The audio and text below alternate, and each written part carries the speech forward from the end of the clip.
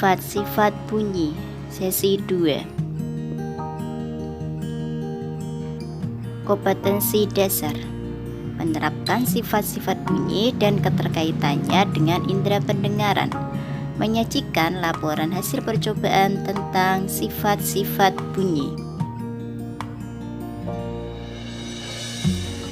Assalamualaikum warahmatullahi wabarakatuh. Apa kabar teman-teman? Semoga sehat semua ya.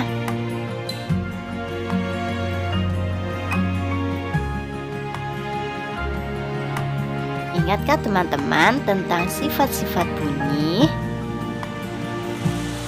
Ingatkah kamu bahwa bunyi memerlukan penghantar untuk bisa terdengar? Media penghantar untuk perampatan bunyi adalah udara, zat cair, dan benda padat. Tahukah kamu sifat-sifat bunyi lainnya?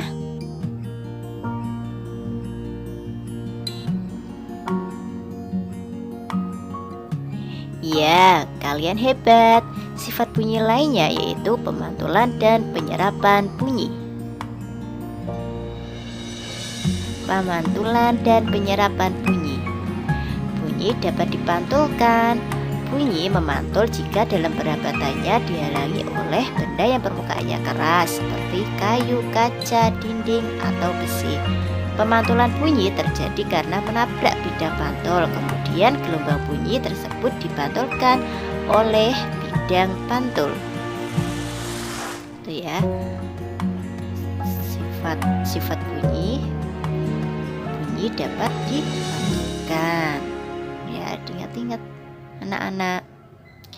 Kemampuan suatu permukaan dalam memantulkan bunyi tergantung pada keras lunaknya permukaan. Ya, bila keras permukaannya berarti suaranya semakin terdengar. Ya, suara bunyi pantulnya semakin terdengar. Itu ya anak-anak.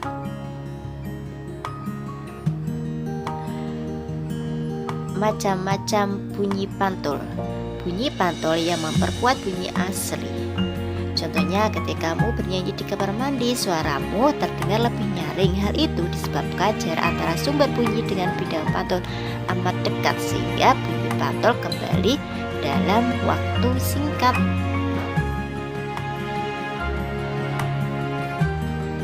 Kemudian macam-macam bunyi pantul.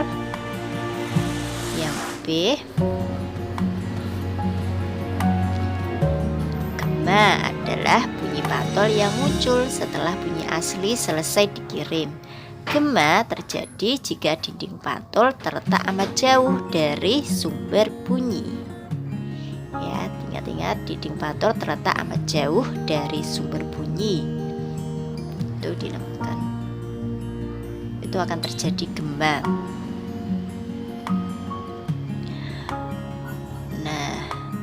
Contoh dari gema saat kita berteriak di tebing atau dalam gua. Dilihat itu contohnya. Ya, ada yang di tebing, ada yang tadi di gua ini gambarnya. Yang C, gaung adalah sebagian bunyi pantul yang terdengar bersamaan dengan bunyi asli sehingga bunyi terdengar menjadi tidak jelas. Gaung terjadi dalam ruangan tertutup seperti gedung bioskop dan stadion musik. Nah, yang pernah di bioskop pasti tahu ya.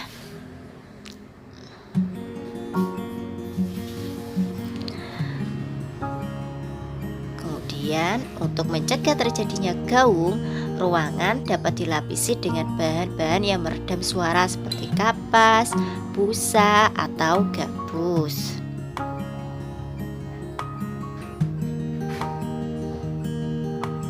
Kemudian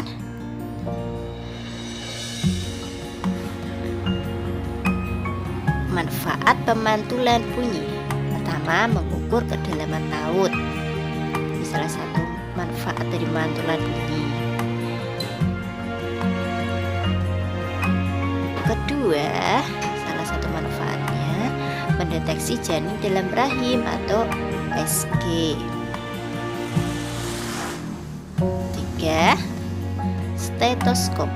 Stetoskop adalah suatu alat yang digunakan dokter untuk mendeteksi jantung. Itu gambarnya, pasti anak-anak pernah melihat, bahkan ada yang pernah memegang ya.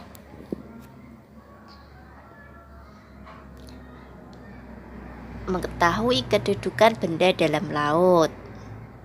Tuh, salah satu manfaat pemantulan bunyi.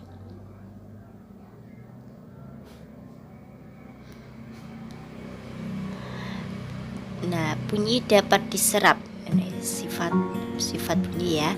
Benda-benda yang dapat menyerap bunyi adalah benda yang permukaannya lunak. Benda yang demikian disebut peredam bunyi, misalnya karpet, goni, kertas, busa, kain, dan wol. Benda-benda tersebut dapat digunakan untuk mencegah terjadinya gaung atau kerdam. Ini dimanfaatkan di gedung bioskop.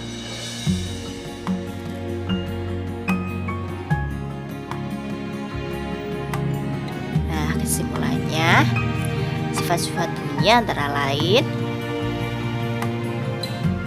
yang pertama, bunyi dapat merambat melalui benda, pada cair dan gas, akan tetapi tidak dapat merambat di ruang hampa. Ini sudah disampaikan pertemuan kemarin ya. Yang kedua, bunyi dapat dipantulkan. 3. Bunyi dapat diserap.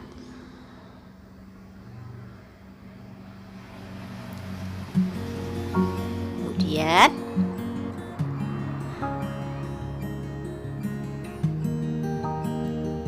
kesimpulan yang lain, macam-macam bunyi pantul antara lain tadi ya, bunyi pantul yang memperkuat bunyi asli ya, gema, gaung. Manfaat pantulan bunyi: mengukur kedalaman laut, USG, stetoskop. Yang keempat, mengetahui kedudukan benda dalam laut. Itu dari kesimpulan tadi.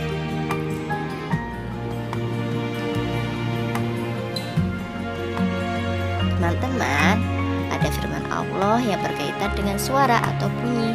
Yuk perhatikan ya.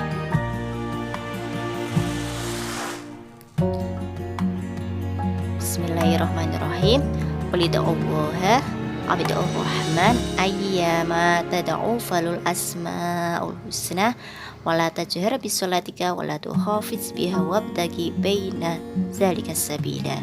Katakanlah, serulah Allah atau serulah Ar-Rahman dengan nama yang mana saja kamu seru, dia mempunyai asmaul husna atau nama-nama yang terbaik, dan janganlah kamu mengeraskan suaramu dalam sholatmu, dan janganlah pula merendahkannya, dan carilah jalan tengah di antara kedua itu. Surat Al-Isra ayat 10. Ya, kalau kita membaca ya, harus bersuara sedang, tidak boleh berkeras. Nah, sekian. Wassalamualaikum warahmatullahi wabarakatuh.